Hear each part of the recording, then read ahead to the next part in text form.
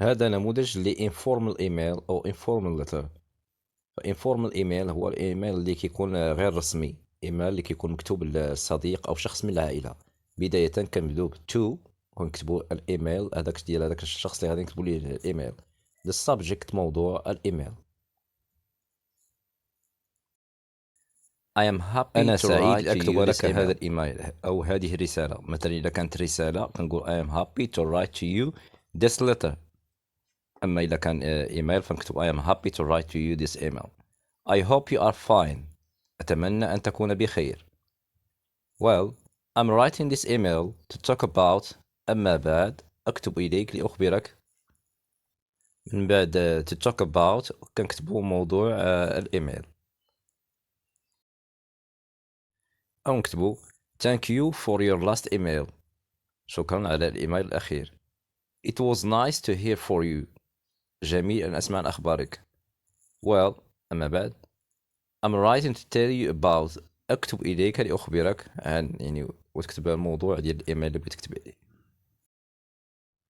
يمكن إضافة It was nice to receive your last email. جميل جدا أن أتوصل بإيميلك الأخير. I hope you and your family members are doing great. أتمنى أن تكون أنت وعائلتك بخير. Well وتكمل الموضوع. أو ممكن نبدأ I'm glad to drop you these few lines. أنا سعيد لأكتب لك هذه السطور. I hope you enjoyed your last holiday. أتمنى أن تكون قد استمتعت بعطلتك. Well أما بعد ونكملوا على هذاك الشيء اللي نقوله. أو نكتبوا I am sorry I didn't answer you earlier. آسف جدا لعدم إجابتك في الوقت السابق. Because I was busy preparing for my back.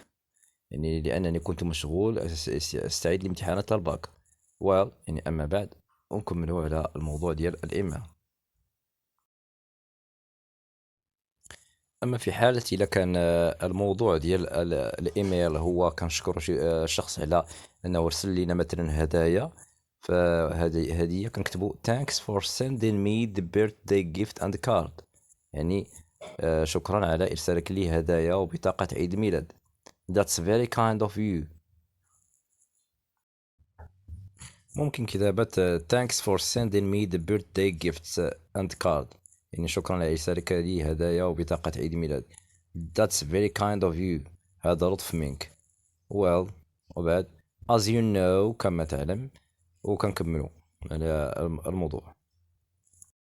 وكنكملوا الإيميل ب that's all for now keep in touch. هذا كل شيء، ابقى على اتصال. أو see you soon best regards. أراك قريبا تحياتي الحارة. وما تنساوش إخوان بالاشتراك في القناة وتفعيل الجرس باش يوصلكم إن شاء الله كل جديد.